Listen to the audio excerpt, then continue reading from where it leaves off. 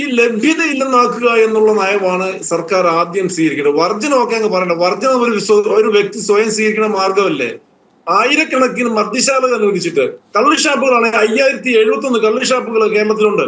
ഈ 5071 കള്ളുഷാപ്പിൽ കൊടുക്കാനുള്ള കള്ള എവിടുന്നാ കൊടുക്കുന്നത്?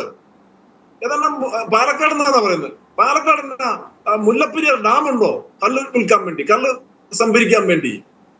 കേരളത്തിലെ ഓരോ ഷാപ്പിന്റെയും പരിധിയിൽ ഉള്ള പനകളിൽ റോഡിന് അഭിമുഖമായി മഞ്ഞപ്രതലത്തിൽ കറുത്ത അക്ഷരത്തിൽ നമ്പർ എഴുതണോ നിയമം. ഓരോ ഷാപ്പിന്റെയും പരിധിയിൽ എത്ര പനയുണ്ട്? 25 40 എന്നൊക്കെ കണക്കുണ്ട്. എത്ര പന ഉണ്ട്? കള്ളില്ലാതെ കള്ള് ഉൽപ്പാദിപ്പിച്ച് 5071 ഷാപ്പുകളിൽ കള്ള് വിൽക്കുക. അതുപോലെ ബെഫ്കോയുടെ ഔട്ട്ലെറ്റുകൾ എത്രയുണ്ട് ഇവിടെ? 1016 ബാറുകൾ. ഞാൻ പറഞ്ഞത് ഇത് ലഭ്യത വർദ്ധിപ്പിച്ചിട്ട് ഇത് ഉപയോഗിക്കരുത് എന്ന് പറയുന്നതിൽ അത് വെറും വിരോധാഭാസമാണ്. അല്ല, അത് മാത്രമല്ല കേരള സർക്കാർ ഉൽപ്പാദിപ്പിക്കുന്ന ബ്രാൻഡിക്ക് പേരിടാൻ ക്ഷണിച്ച സർക്കാരല്ലേ അത്? കോടതി ഇടപെട്ടില്ലായിരുന്നുവെങ്കിൽ.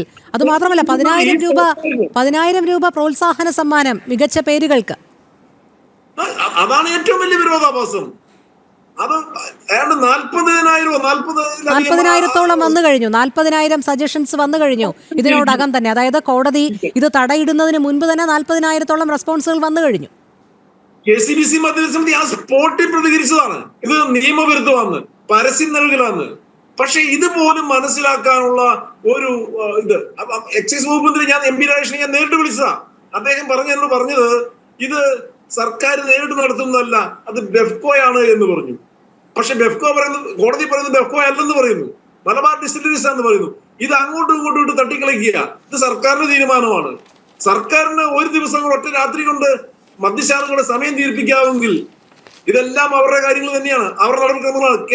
കേരള സംസ്ഥാനത്തിന് ചരിത്രത്തിൽ ആദ്യമായി ഇത്രയധികം മദ്യശാലകൾ ഉണ്ടായിട്ടുള്ള ഒരു കാലഘട്ടമുണ്ടോ? ഇവര് മദ്യവർജനം പറയുന്നു. മദ്യവർജനത്തിന് വേണ്ടി നിങ്ങൾ എന്ത് ചെയ്തു പ്രിയ സുഹൃത്തെ?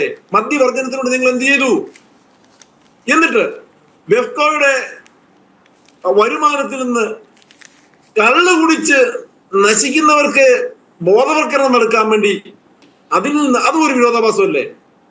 എക്സൈസ് വകുപ്പ് തന്നെ ബോധവൽക്കരണം കൊടുക്കുന്നു, കുടിക്കാനും പറയുന്നു, ബോധവൽക്കരണം കൊടുക്കുന്നു. ഇത് എന്തൊരു വിരോധാഭാസമാണ്? നിങ്ങളുടെ ഏറ്റവും കൂടുതൽ നശിക്കുന്ന ആരാണ്?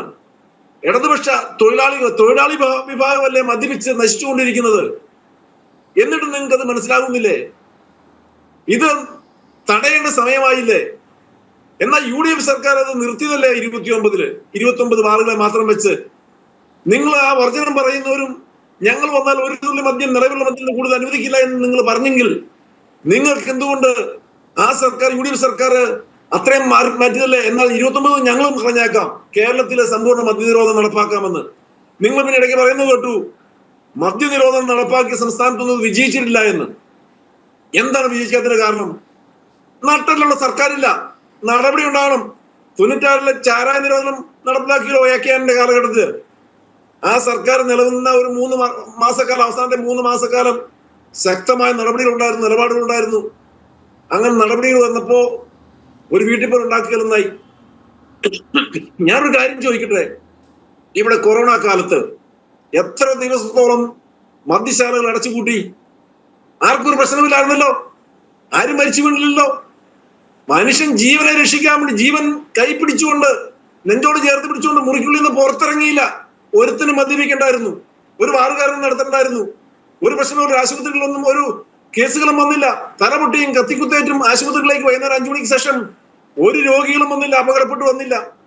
അന്നത്തെ പോലീസിന്റെ കേസ് പരിശോധിച്ചാൽ മനസ്സിലാക്കാൻ സാധിക്കും. ചരിത്രത്തിൽ ആദ്യമായി ഒരു കേസുകളും ഇതുപോലെ മദ്യപാനം മുഖേന അല്ല ലഹരി വസ്തുക്കളുടെ ഉപയോഗം മുഖേന ആക്രമണം നടന്നതോ അപ്പോഴുള്ള കേസുകളൊന്നുമില്ല.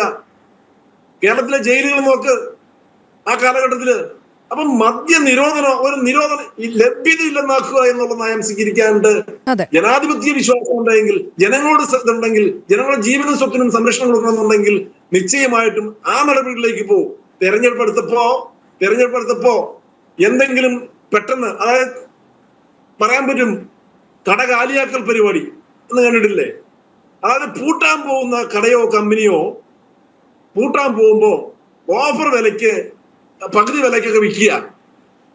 അല്ല എന്ന് പറഞ്ഞ പോലെ അല്ലേ ഇതിനകത്ത് എന്തോ ഒരു സ്പെല്ലിംഗ് മിസ്റ്റേക്ക് ഇല്ലേ? ശരി, ഒരു സ്പെല്ലിംഗ് മിസ്റ്റേക്ക് ഇല്ലേ എന്നാണ് ഞങ്ങൾക്ക് ചോദിക്കുവാനുള്ളത്.